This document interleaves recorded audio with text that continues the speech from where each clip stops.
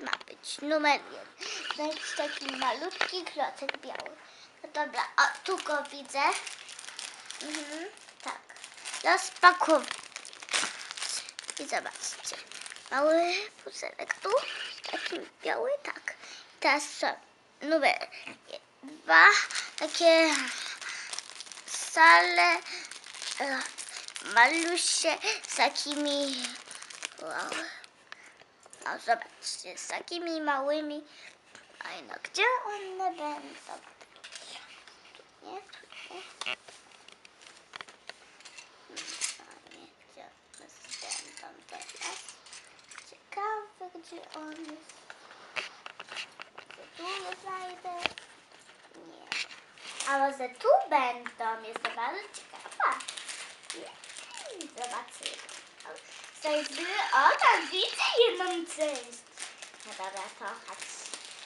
No chodź. No chodź. A jest paczuszka. Otworzyła mi się. A jedną część tam zauważyłam już. O, kwiatuszki są jak fajnie. Teraz.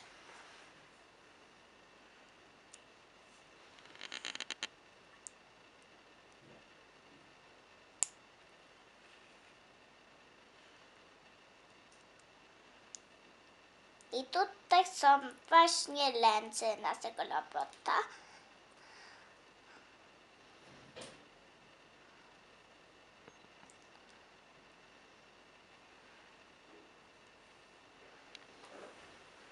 Gdzie jest gotowy?